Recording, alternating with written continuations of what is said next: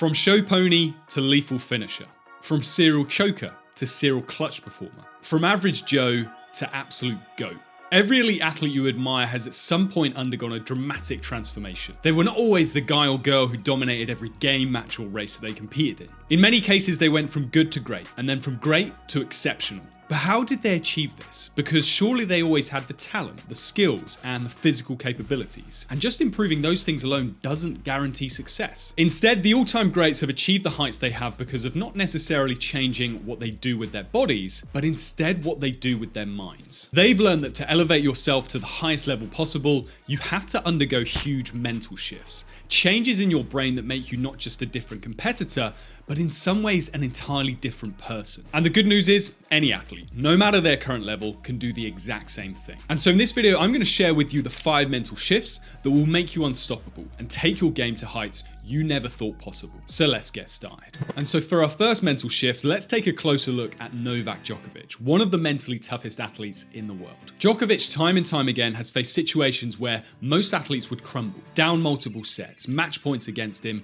the pressure of a Grand Slam title on the line. But somehow he finds a way to reset, regain control, and win. His secret? It's not just about hitting harder or running faster, it's something much deeper. The difference between Djokovic and many other athletes isn't just his skill, it's the way he approaches every single moment on the court. When most players would be overwhelmed by mistakes, replaying bad shots in their heads, or worrying about what's coming next, Djokovic has trained himself to focus on just one thing, what's right in front of him. And that's the first major mental shift. The next one is the only one that matters. The ability to lock into the present moment and treat every play or every shot as if it's the only one that matters. Not dwelling on mistakes, not worrying about the future, just 100% focus on what's happening right now. But here's the thing, staying present is harder than it sounds. Most athletes let their minds drift. They get caught up in what's already happened or what could possibly go wrong next. That's when anxiety, fear, and doubt start creeping in. And when your mind is divided like that, it's impossible to perform your best. So how do you break free from that mental trap and stay fully focused on the present moment? Well, here's one simple tip that can help you make this shift. Use trigger words to reset your focus. Whenever you catch yourself thinking about a past mistake or stressing about the future,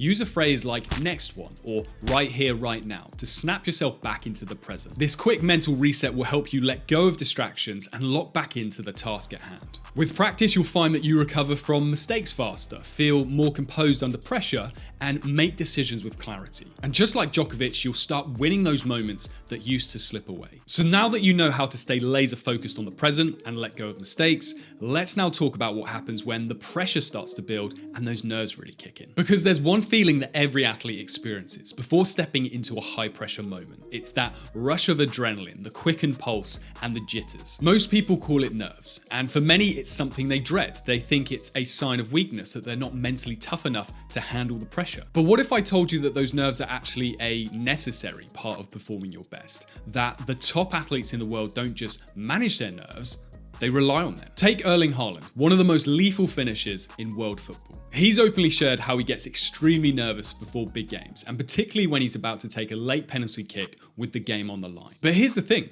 Haaland doesn't see those nerves as a problem. In fact, he said that this nervousness is exactly what he needs to score goals and perform his best. Haaland understands something crucial that most athletes overlook, that the physical signs of nervousness, like a racing heart and increased breathing rate, are just your body's way of gearing up for a peak performance. Your system is gearing up for a big effort, pumping adrenaline to sharpen your focus and boost your energy. The best athletes like Haaland don't fight this feeling, they embrace it. And that's the second mental shift, seeing nerves as a friend, not a foe. Instead of thinking I'm too nervous, the greats think this is exactly what I need to perform at my highest level. The mistake most athletes make is interpreting those nerves as fear or weakness, but for players like Haaland, nerves are simply a sign that they're about to do something important, and they can use that energy to fuel their focus and power through key moments. So how can you start seeing your nerves as an advantage and not an obstacle? Well, here's a simple but powerful trick. Reframe your nerves as excitement. When you feel those pre-game jitters or pressure before a penalty kick, don't say to yourself, I'm nervous. Instead, tell yourself, I'm excited. This small mental shift flips the script in your brain, transforming fear into focus and anxiety into energy. And just like Haaland, you'll find that the more you embrace your nerves, the more they'll drive you to perform at your best. So as you see, nerves can turn into a fuel that lets you thrive under pressure. But let's now talk about a different kind of fuel, the kind that doesn't come from adrenaline, but comes from something much quieter: recovery. Because no matter how well you handle the pressure, if your body and mind aren't properly taken care of, you'll never be able to perform at your peak on a consistent basis. Most athletes think that the only way to improve is by spending more time on the field or in the gym. But here's the truth. The top athletes don't just focus on what they do on the field. They know that what happens off the field is even more important. Take Tom Brady, for example, the greatest quarterback to ever play in the NFL. He didn't prolong his career into his mid-40s by practicing harder than everyone else. In fact, Brady has shared that he spent more time on recovery than actual training. His longevity and continued success were thanks to his obsession with sleep, nutrition, flexibility, and rest. Brady knew that without recovery, his performance on the field would have suffered. And that's the third mental shift, recognizing that off-field matters more than on-field. It's not just about how hard you work in practice, it's about how well you recover and prepare your body and mind to go again. Most athletes think that rest equals weakness, or that recovery is something they can afford to skip. But the truth is, without proper recovery, you're leaving potential on the table. Brady's commitment to recovery wasn't just about preventing injury. It was about giving himself the edge to consistently perform at the highest level. So how can you make this shift? Well, here's a simple tip. Treat recovery as part of your training. Plan your recovery routine just like you would plan a workout. Whether it's sleep, stretching, or nutrition, prioritize it as part of your day. It needs to be scheduled. It needs to be highly ordered and planned out. Because just like Tom Brady, if you take care of your body off the field, you'll dominate when you're on it. You've now seen how prioritizing recovery can give you the edge in your game. But the very best also know that alongside recovery and keeping still, they have to constantly keep moving and take action. But this can become difficult when the pressure is really on and you're staring defeat in the face. When you're staring down a tough score, it's easy to become obsessed with the numbers in front of you. That time is ticking and it doesn't look like you can win. And that's where so many athletes go wrong. They focus on the scoreboard, thinking it will somehow change if they just keep looking at it. But no, the very elite detach themselves from overthinking and instead just take action, even when the odds are massively stacked against them. Take the 2016 NBA Finals as an example. The Cleveland Cavaliers were down 3-1 to the Golden State Warriors. Most people had written them off. No team had ever come back from this deficit to win the championship, and the scoreboard didn't lie. The Cavs looked dead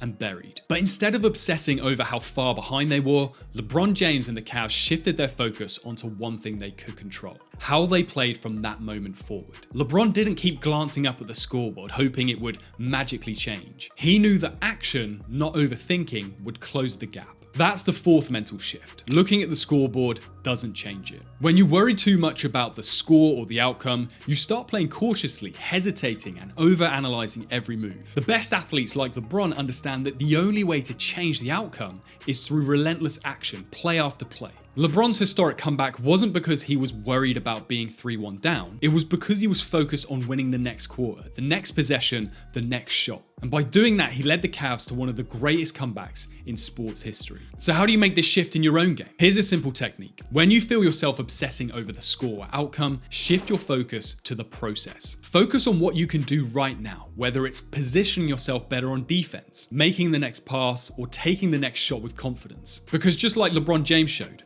action is what changes the scoreboard, not staring at it. That action drives self-belief that you can then be victorious. And self-belief is huge. You have to have it when pursuing greatness. So let's now talk about the power of that belief, not just in yourself, but how you express that belief to the world. The way you communicate your intentions can have a profound impact, not just on your own mindset, but on everyone else around you. Consider Muhammad Ali. Long before he became a world champion boxer, he confidently declared, "I am the greatest." This wasn't just bravado, it was a mantra that shaped his identity and fueled his journey. Ali's unwavering conviction inspired not only his self-belief, but also ignited the faith of fans and fellow athletes alike. His words resonated, creating an aura of confidence that propelled him to the top of his sport. That's the essence of this final mental shift. Conviction is contagious. In saying things like "I will" instead of "I might" or "I could," you're affirming your commitment to achieving your goals. This shift not only strengthens your own mindset, but it also influences those around you, fostering an environment of